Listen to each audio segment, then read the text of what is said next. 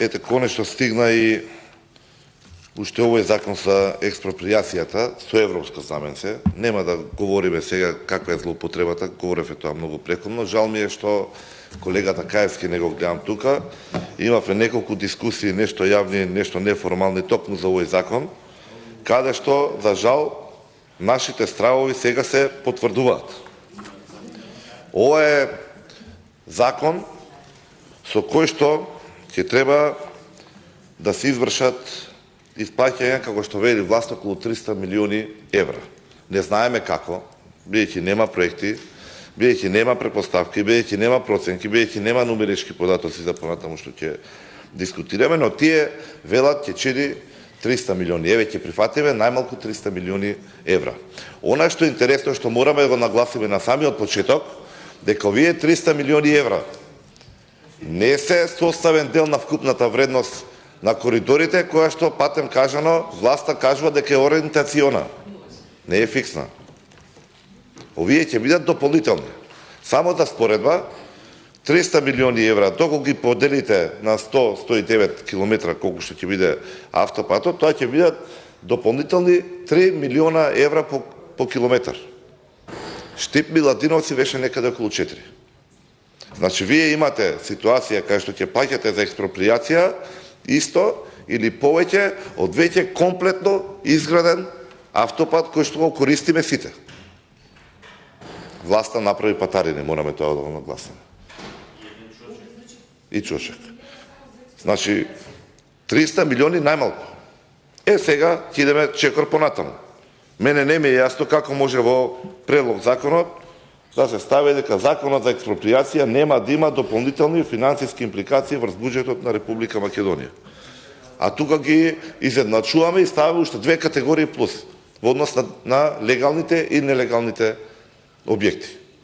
Може би има некоја логика, може би нема, не знам, јас барем не ја гледам, ќе исплатиме толку многу пари, а ќе укажеме, укажува и претходно колегите, особено колегата пред мене, колку дополнителни можни трошоци се како потенцијална предизвикани од имплементацијата на ова предлог законско решение.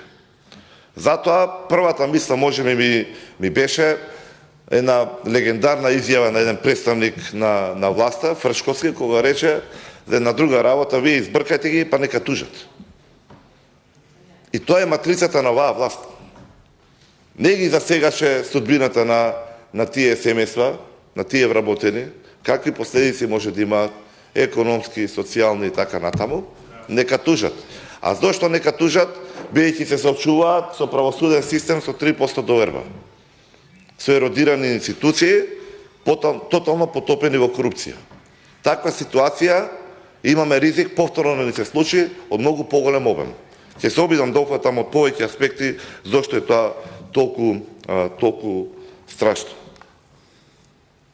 Велиме, во овој процес ќе бидат офатени и легални, но и објекти кои што поднале барање за легализација. Самата процедура е спорна. Вие не знаете каде ќе се движи трасата. Можности за манипулации, потенцијален криминал и корупција неограничени. Бидејќи во општата слика, не го гледате само ова како закон, гледате го во пакетот.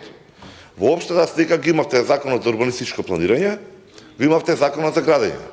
Имате една категорија што провеува ни сите овие моменти, тоа е урбанистичкиот проект. Нема основен проект, нема изведен проект, нема ревизија на проекти, нема ништо. Одиме со урбанистички проект. И втора работа, исклучително важна сега што ќе биде подложна за манипулации, тоа е немањето обврска за предбележување во катастарот. Тие практично може да менуваат трасата кај што ќе се движи секој ден. За овие имоти за кои што говориме тука, со овој закон, ќе може да се менуваат на дневна основа. Денес може би ќе дојде ке вас, но и не мора да биде ке вас. Бидејќи обврска да предбележат во катастарот, немаат. Трета работа. Еден објект, тоа што имавме закон за легализација на објектите, отпочнува со барање за легализација и понатаму имате на цела процедура со многу чекори, што државата ги пропиша, што беа користени години назад и завршува со решение за легализација на нелегален објект. Во тој момент се врши упишување во катастарот. До тој момент, тој објект, дали постои, дали не постои, каков е, документите внатре, елаборатите, проверките, записниците, сликите и така натаму, се додека тоа не се помине, тој не е легализиран. Немате потврда дека тој објект постои. И немате основа да го запишете во имотен лист. Немате. Кој дава право сега некој да се погази и врз законите, и врз процедурите, само се убрза? Еве, јас ќе го искористам она што колегите укажа. Не е прв пат. Ради овој проект упорно се гази врз највисокиот акт врз уставот. Тоа беше случај со работните односи, тоа беше случај и со други реакции, еве го и овдека. Имате одлука во која што вели: од причини што оспорената одредба дава можност за преминување на сопственоста кај корисникот на експроприацијата пред донесениот поединечен акт, да ја помине фазата на судска заштита, односно пред да биде оценета неговата законитост и истото да стане правосилно, од каде ваквата определба на законодавецот според судот не престанува доволна гаранција за заштита на сопственоста и остварување на праведниот надомест за експроприираната недвижност. Што значи тоа? Вие доаѓате, ја отпуштувате постапката, продолжува проектот, се гради автопатот, а тие нека тужат.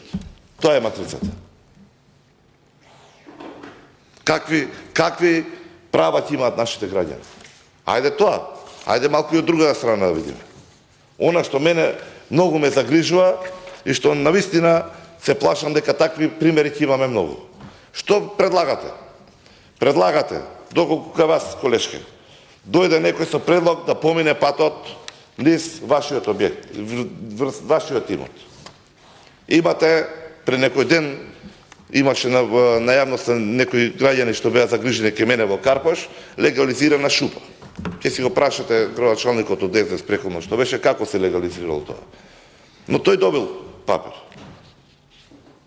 И сега ве упатува на имотно-правни односи комисијата. Тоа е за јавноста, практично не прават мини рошиште. Да се спогодат или не. Со проценител X, кој што може да биде близок до власта. И патем кажано, дали ќе биде еден проценител на селата Трас или не, прашање, тоа ќе го следиме понатаму. И тој проценител ви утврди дека вашата шупа што имате на имотот кај што треба да помине автопатот, чини 1 милион евра, ќе се буните ли? Се разбира дека ќе се заврши веднаш со спогодбата. Дали е вакво сценарио можно? Бидејќи предбележување во катастар не се бара. Но истото така може да се случи, наредниот ден веќе да смени трасе да помине кај другиот. Ако не е кај вас, од другиот. Бидејќи немаат никаква врска. Дали ги сваќате можностите за манипулација што може да настанат? Дали сваќате дека доколку Уставниот суд во првиот случај што го велевме остане конзистентен, тоа значи блокирање на проектот? Нема да трае побрзо. Ќе биде многу поскапо и ќе биде закочен. Не ќе може да помине. Или пак трета варијанта, да, ова ќе се турка со урбанистички проект, едноставно тука ако е закочено, не може да се вратат километар назад, да го заобиколат, нема проблем, ќе платиме пута 3 или пута 4. Ќе се распродаме со пари. И во вакви услови, еве најискрено ве прашувам, дали 300 милиони верувате дека ќе бидат доволни? Дали не се плашите дека произволно ќе може да се распрода некој со пари? Дали мислите дека нашите стравови, бидејќи имаме искуство со транспарентност, не укажува дека сте ние држава едно од најкорумпираните? Дека некој може ова нема го злоупотреби да влијае врз изборите следни? И ова нема ништо со извидувачот. Ова е стриктно дел што го проведува владата. Како што го предлага и како што сака да го протне. И ова нема крај. Речи си сликата комплетна. Ќе дојдат уште 2 или 3 други закони, кај што ќе видите како насилие ќе биде спроведено чисто ради лукративни интереси. Ради партиски наредби, партиски директиви. Затоа ние со сила овде сакаме да протнеме решенија, затоа сакаме да ги суспендираме процедурите и законите, затоа сакаме да суспендираме државата и затоа сакаме комитетот да ни замени институции, министерства, а некој човек што изиграва координатор, да изиграва држава. Ви благодарам.